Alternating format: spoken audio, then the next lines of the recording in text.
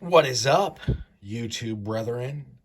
Today, I'm going to teach everybody how to keep their knives in tip-top, super sharp condition. All right? Because I know that, like, a lot of people, it's hard. They don't know.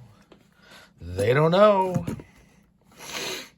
So, first we're going to weigh this because I like the measurements and I'm actually kind of interested. This is discontinued now. What? Dude, buck? I just do not understand, man. I don't know. Like, right when I think, and granted, I do think they're moving in the right direction. Like, and I've got a bunch of expensive knives from them. You can't see them. It's literally right there. Because they're transitioning into the super steels, the modern steels. And that's cool, even though I'd like the 420 high carbon. That's why I'm using this. But then they discontinue models like this that are so good. And part of the reason why they're so good is that they're different than the rest of the Buck lineup. All right, I guess we're going to talk about Buck. So this, compared to the average full-sizer, hang on. Let me find it. There we go. Here, I'll do it on camera because it's cool. If you don't own one of these, you should. It's S30V. I don't think there's really anything wrong with the 420 hard carbon from Buck. So if you want to get cheaper, go for it. See how it's different but the same? All right. I also have a Magna Cut version. I've got a 420 high carbon light version. I've got all kinds of stuff. All right, back to the topic at hand. So, this has not been sharpened before. It's been stropped. But you can see where it's shining back at you. It'll give you a real good idea of where you've made some dead spots. You've kind of like messed up this apex edge that is thin. This is on 20 degrees. Basically, on any modern steel, I'm going to run 20 degrees. That's just where I'm at. If I actually think, well, besides a fighting knife as in like the K-bar, or another giant knife like meant to dig literal foxholes and gut motherfuckers. Otherwise, I will probably I'm going to run this. But, like I was saying, though, if it's a fighting knife, we're going to go the very fattest, which on this is 25. But we're going 20 right now.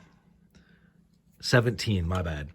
And this is the Lansky, like, Chef Deluxe sharpener. Oh, cheers, by the way. This is from my home state. I miss it sometimes, but I don't know. It is what it is. It's not bad. I mean, it's good to visit. It's good to go back to. So, this is what you do. You've got this. Put it here. You're really just kind of resetting the edge. Sorry about that. You can see where this would be kind of hard. That's what she said. And you're going down. You're going down. Let me see this. All right, and then, like in the movies, you take your finger. Ooh, so smooth, it's silky. So that's good.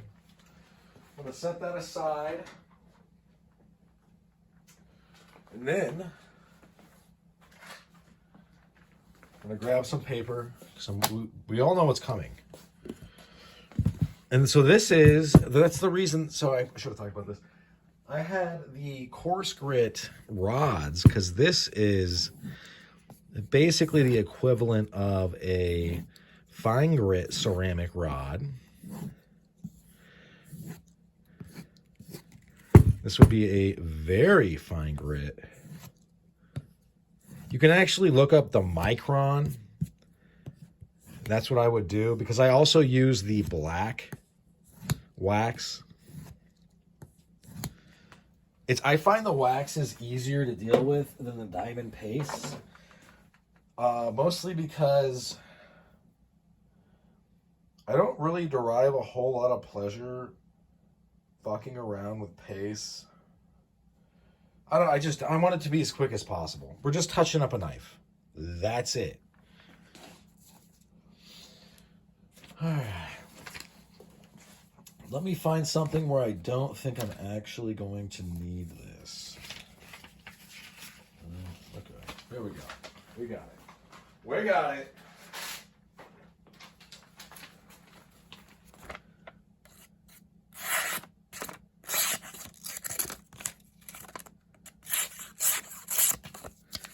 So, granted, I bet that could have cut paper before, but I can also tell you that when you use a new edge, we're going to suppose they didn't burn the metal, which I do think is a thing. But it's when, like I'm not going to go into it. But especially on something like this is a very acute edge. So when you see those spots, you're going to, it's because the edge is like a sawtooth, obviously. It's kind of like this. And then in some places, they get pushed down. If you wonder why I bite my nails, it's because I have PTSD from Iraq. You want to put them back like this instead of having it all like that. So, but to do that, you're going to have to physically straighten it out. You're not going to be able to do that with a strop. It will not work. I wish it would work. My life would be even easier then. But it's not how it works. And so you're going to have to use a rod system or throw it back on a stone. But then why would you throw this onto a stone?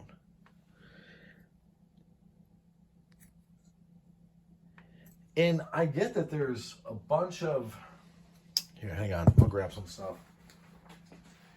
There's a bunch of pull-through options. And while I do think they have their place, they're not something that I particularly recommend. Yes, I am off screen in another room talking to you guys. But these have been on the channel, more Lansky products.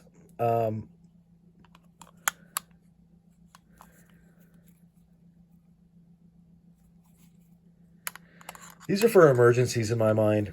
Like you're out somewhere for real, not just camping. And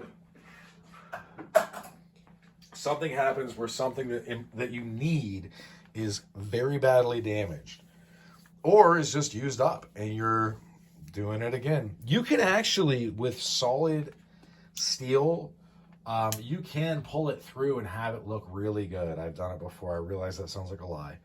But N690 is one you can do it with. The powder steels are a lot better for doing it. Not the hard ones, though. Not like M390. N690 is another version of M390, but it's just different composition. It's made for different things. All right. But now that you know how it works, I can tell you, I learned all that from A.G. Russell. Basically, what he taught me via his YouTube videos, which I may or may not link in the description, is that you just leave the rod system put all together, which is just 2 rods, and then you come home, and then every few days, you just touch up the edge. And then you're never really having to resharpen it. You're just kind of like throwing it on. He didn't distinguish really between coarse and fine rods, that's me, but throw it on some coarse rods, and then you throw it on some other stuff, and then bada bing, bada boom. I can't believe Buck discontinued this. This is such a nice design, guys. Guys, what are you thinking? What are you thinking? You know, maybe I'll call their factory tomorrow in Idaho and just scream, "What are you thinking?" over and over until they answer me or hang up. Just kidding. They're one of my favorite makers, so I just don't agree with some of their decisions. But I'm sure, it was probably a tough decision. Those people make those kind of decisions all the time. I really like Buck. I think they're the bee's knees. Even as a staunch, uh, it is what it is, a staunch Leninist, so therefore an Orthodox Marxist. I really don't have any issue with them being devout Christians. I think it's cool, actually. Um, they're a private business. If that's how they feel, then they should represent that. And they do. They do it in a very polite and tasteful manner. And I appreciate that. Kind of like Mike Latham does of Collector Knives. Another Christian. I don't think he makes knives, but he designs them and has them made. He also sells knives. Anyway, that's about all she wrote for this one. Thanks for sticking with me to the end, and I hope you folks have a good rest of your day. Bye now.